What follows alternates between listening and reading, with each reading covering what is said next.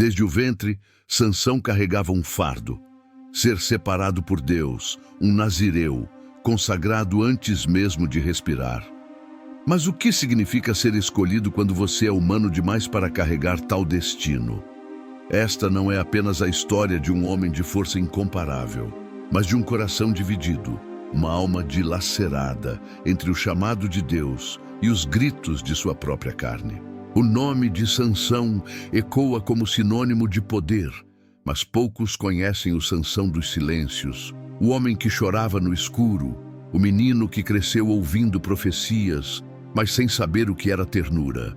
Esta é a história não contada, onde as batalhas não são apenas contra filisteus, mas contra si mesmo.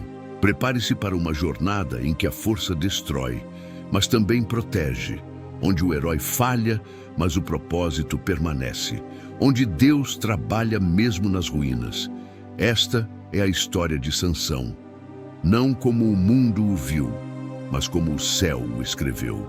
Uma mulher estéril, sem nome mencionado, recebe uma visita do anjo do Senhor. Ele traz uma promessa impossível: você dará à luz um filho. Não qualquer filho, mas um libertador de Israel. Ela e seu marido, Manoá, não sabem, mas acabaram de entrar em uma história maior do que qualquer expectativa humana. Sansão é concebido sob voto sagrado, o voto do nazireado. Nada de vinho, nada de lâmina sobre a cabeça, nada de impureza. Um filho que não pertenceria a si mesmo. Desde o início, o ventre que o gerou foi o altar de uma missão. Mas quem pode viver assim sem desejar ser apenas normal? Enquanto crescia, o Espírito do Senhor começava a agitá-lo nas campinas de Dan. Algo queimava dentro dele. Uma inquietação, um chamado que não compreendia. Era força, mas também era solidão. Nenhum garoto da vila o entendia. Ele era o escolhido, mas também o estranho. Seus pais viam sinais, mas não sabiam interpretá-los. Sansão era amado, mas incompreendido. Desde criança, já vivia como um homem entre ruínas internas, com músculos que cresciam e um coração que se partia em silêncio. Já adulto, Sansão decide amar, mas seu amor não obedece às tradições. Ele se apaixona por uma mulher filisteia, inimiga do seu povo. Seus pais protestam: não há mulher entre as filhas de teu povo. Mas ele responde: ela agrada aos meus olhos. O coração fala mais alto que a missão. No casamento, enigmático como sempre, Sansão propõe um enigma aos convidados. Algo extraído de sua própria força, algo escondido no leão morto. Mas sua esposa, pressionada, traz seu segredo. O casamento termina em caos.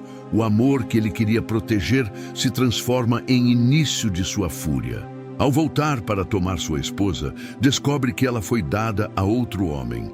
Sansão não chora. Ele incendeia os campos dos filisteus com raposas amarradas em pares, levando tochas em suas caudas.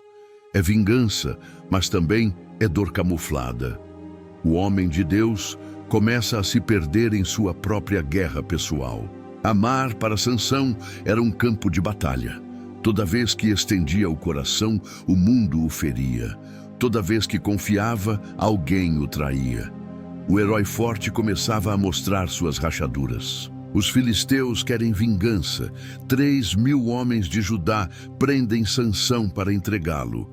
Ele se deixa amarrar, mas quando o Espírito de Deus o toca, ele rompe as cordas como linha queimada e pega uma queixada de jumento. Com ela, mata 1.000 homens. Ele é invencível, ou parece ser. Mas após a vitória, Sansão sente sede. Não apenas física. Ele clama a Deus: me deixará morrer de sede depois de me dar essa vitória? E pela primeira vez, o céu responde com água fluindo de uma rocha.